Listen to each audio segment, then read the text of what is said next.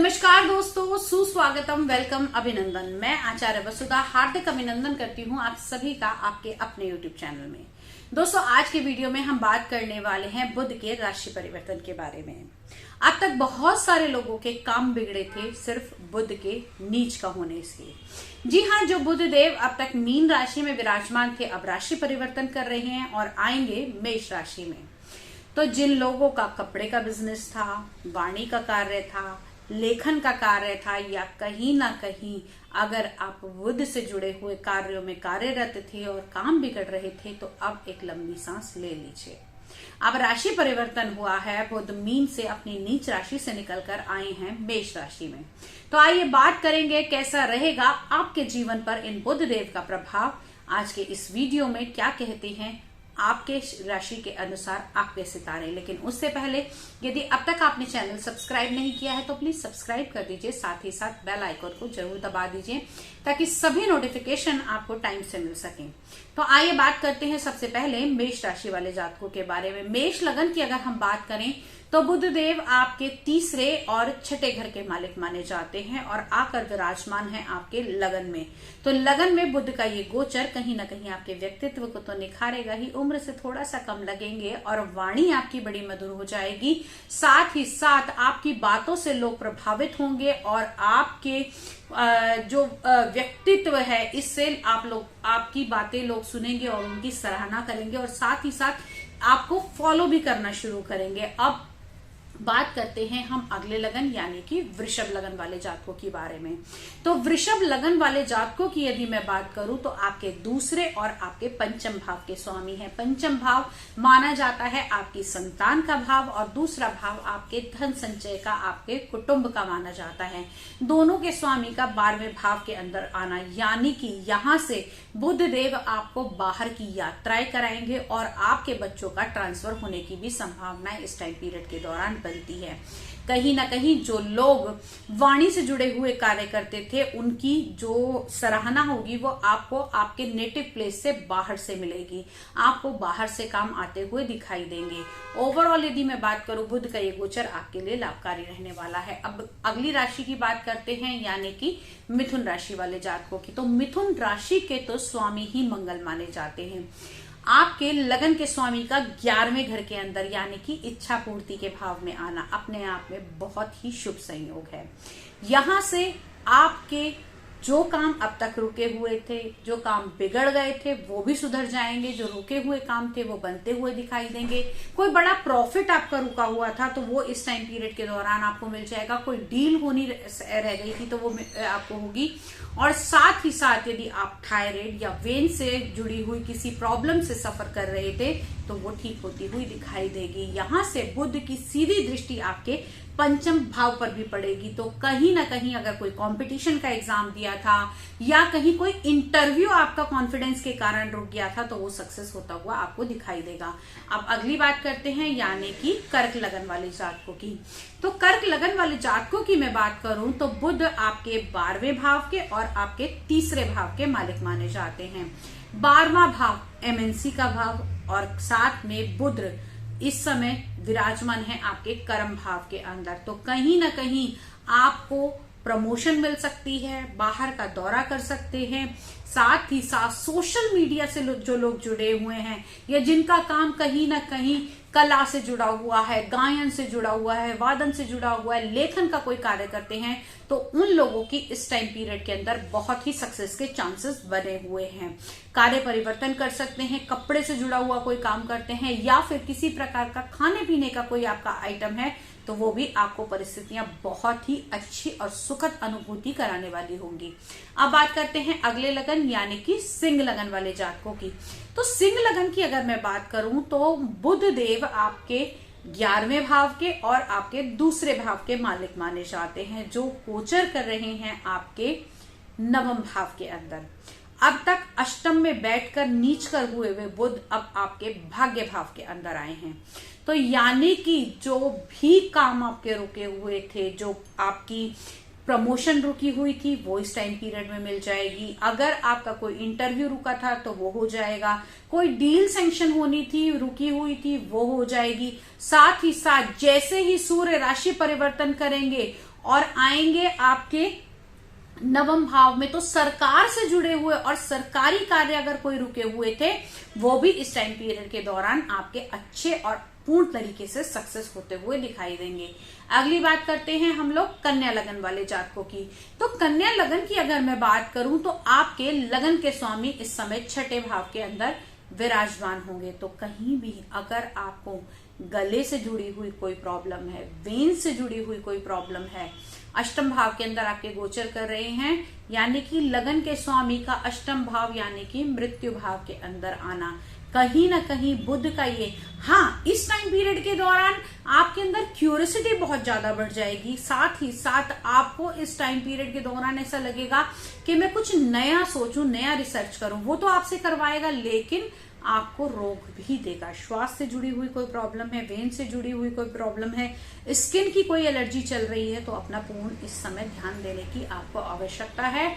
यहाँ पर विराजमान होकर आपके दूसरे भाव को भी दृष्टि देंगे, तो कहीं ना कहीं आपको थायराइड की प्रॉब्लम है तो थोड़ा सा संभल कर रहिएगा। इस दौरान ये प्रॉब्लम अधिक बढ़ सकती है, आपको अपनी हेल्थ का बहुत अधिक ध्यान रखने की आवश्यकता है। अगली बात करते हैं हम लोग तुला लगन वाले जातकों की। तो तुला लगन की अगर मैं बात करूं तो यहाँ से बुधदेव आपके नवम भाव के और आपके 12वें भाव के स्वामी माने जाते हैं, जो आकर गोचर कर रहे हैं आपके सप्तम भाव यानी कि आपके पार्टनरशिप के भाव के अंदर। अगर आपकी शादी रुकी हुई थी, बात नहीं हो रही थी, प्रपोजल आया था बार बार रुक रहा था, तो वो आगे सक्सेस हो जाएगी। साथ ही अगर आपको बाहर का कोई दौरा करना था और रुका हुआ था, वो नहीं हो रहा था, तो वो हो जाएगा। पैसा कहीं रुका हुआ था तो वो आपको मिल जाएगा, लेकिन सिर्फ और सिर्फ आपको ध्यान देना है इस समय में आपका नेचर जो है वो थोड़ा सा विनोदी स्वभाव हो सकता है। तो अपनी वाणी का बहुत सोच समझकर अपने अपोनेंट के लिए आप यूज करें। कई बार ऐसा हो जाता है कि हंसी मजाक में कही हुई बात भी किसी को बुरी लग सकती है, क्योंकि वाणी के कारक बुध यहाँ आकर विराजमान हो गए हैं और बुध जो है इनका नेचर राजकुमार का माना जाता है, विनोदी स्वभाव माना जाता है। तो जब सप्तम भाव के अंदर आएंगे तो रोमांस के साथ साथ कभी टीजिंग भी चल जाती है, तो उसका थोड़ा सा ध्यान रखेंगे तो चीजें बहुत अच्छे से आगे सार्थक होंगी। अब अगली बात करते हैं हम वृश्चिक लगन वाले जातकों की। तो वृश्चिक लगन की अगर मैं बात करूं तो बुध यहाँ पर आपके कहीं ना कहीं आपके 11वें भाव के और साथ ही साथ आपके अष्टम भाव के मालिक भी माने जाते हैं। अष्टम के स्वामी का छठे भाव के अंदर फिर से विपरीत राजयोग बनाएगा, लेकिन आपके प्रॉफिट्स को भी इस टाइम के अंदर आपके लोन्स बढ़ सकते हैं, किसी कागजी कार्यवाही में आप फंस सकते हैं। लेकिन अगर आपका कहीं पैसा आपने दे रखा था और वो नहीं मिल रहा था तो वो आपको इस कंडीशन में वापस आएगा। साथ ही साथ आपका इस समय में रुका हुआ अप्रेजल भी आपको मिलता हुआ दिखाई देगा। 11वां भाव इच्छा पूर्ति का भी भाव माना जाता है, तो अब तक जो चीजें सोची थी और सार्थक नहीं हो रही थी, तो इस टाइम पीरियड के दौरान वो आगे आपकी सक्सेस हो सकती है, क्योंकि यहाँ से विपरीत राजयोग भी, जब आपको लगेगा कि this is the dead and, यहाँ इसके बाद ये काम होगा ही नहीं, असलियत में वो काम वहीं से और तभी शुरुआत होगी उस कार्य की। अब अगली बात करते हैं हम लोग धनु लगन वाले जातकों की। तो धनु लगन की अगर मैं बात करूं तो यहाँ पर आपके बुध देव जो है वो आपके दशम के और आपके सप्तम भाव के स्वामी माने जाते हैं। दोनों ही केंद्र के मालिक का पंचम भाव के अंदर विराजमान होना बहुत ही शुभ संयोग है। संतान ज्ञानवान होगी, संतान की उन्नति होगी, जो लोग संतान पाना चाहते हैं उनको मिलेगी।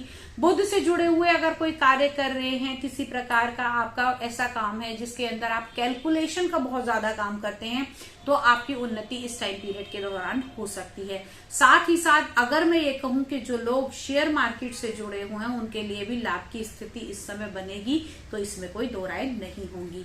अगली बात करते हैं हम मकर लगन वाले जातकों की। तो मकर लगन की अगर मैं बात करूं तो आपके नवम भाव और आपके छठे भाव के स्वामी माने जाते हैं। एक त्रिक भाव और एक केंद्र के स्वामी का चतुर्थ भाव यानी केंद्र में आना आपके लिए लाभकारी रहेगा। साथ ही साथ रुके हुए कार्य होंगे, लेकिन बुध का यहाँ आना कहीं ना कहीं अगर आपको चेस्ट से जुड़ी हुई कोई प्रॉब्लम है या फिर आपको सांस की कोई दिक्कत चल रही है या अस्थमा के मरीज हैं तो अपना थोड़ा सा ध्यान रखें। कार्य में उन्नति दिलाएगा, कामकाज को आगे बढ़ाएगा और साथ ही साथ आपका लिक्विड कैश जो रुका हुआ था उसके अंदर उन्नति होगी। पैसा मार्केट में जो फंस गया था तो वो वापस आ सकता है इस समय के दौरान। अगली बात करते हैं हम लोग कुंभ लगन वाले जातकों की। तो कुंभ लगन की अगर मैं बात करूं तो यहाँ पर बुध आपके 5वें घर के और कहीं ना कहीं आपके अष्टम भाव के स्वामी माने जाते हैं। केंद्र और त्रिकोण के स्वामी का तीसरे भाव के अंदर आ जाना, यानी कि अष्टम का स्वामी जो है वो तीसरे घर के अंदर विराजमान है। तो यहाँ से आपका मित्र संबंधी मीडिया लाइन से आपको उन्नति देगा। साथ ही साथ आपके भाग्य के जो कार्य रुके हुए थे वो भी ठीक होते हुए दिखाई देंगे। आपको इस टाइम पीरियड में सोशल मीडिया से जोड़ेगा, कनेक्टिविटी आपकी बहुत अच्छी बनाएगा और साथ ही साथ अगर स्किन से जुड़ी हुई कोई प्रॉब्लम चल रही थी तो वो सॉर्ट होती हुई आपकी दिखाई देगी इस समय में। मीन लगन की अगर मैं बात करूं तो मीन लगन वाले लोगों के लिए अब तक जहां आपके बुध देव लगन में विराजमान होकर नीच के हो गए थे वहां पर अब ये योग खत्म हुआ है। बुध आपके दूसरे भाव के अंदर आए हैं और आपके 2 केंद्र के भाव का स्वामी का आपके धन संचय के भाव में आना, आपके कुटुंब के भाव में आना एक शुभ संयोग है। और साथ ही साथ इस समय में आपकी भतीजी, आपकी बुआ, आपकी मौसी, इन सब से आपको पूर्ण सहयोग मिलेगा। अपनी बहन को अगर कोई गिफ्ट देंगे तो आपकी तरक्की निश्चित ही होगी। और साथ ही साथ जिन लोगों को थायराइड की प्रॉब्लम है या गले से जुड़ी हुई कोई प्रॉब्लम है और उन लोगों के लिए यहाँ से परिस्थितियां सुधरेंगी। लेकिन जो लोग लेखन, गायन और कला का कार्य करते हैं उन लोगों के इस समय 4 चांद लगने वाले हैं। आपकी रचनाएं प्रख्यात होंगी और आपका काम धंधा बढ़ता हुआ दिखाई देगा। तो ये था मेष से लेकर मीन राशि तक का बुध का गोचर, कौन सी राशि पर क्या प्रभाव पड़ेगा आज के इस वीडियो में हमने जाना। यदि आपके मन में कोई सवाल है या आप कुछ पूछना चाहते हैं तो आप मुझे कमेंट बॉक्स में भी लिख सकते हैं या फिर स्क्रीन पर दिए हुए मेरे नंबर पे मुझसे कॉल करके बात भी कर सकते हैं। आपका समय शुभ हो, मंगलकारी हो, इसी मनोकामना के साथ आज यहीं विदा लेती हूँ। अगले वीडियो में आपसे फिर मुलाकात करूंगी। तब तक के लिए जय मां भगवती।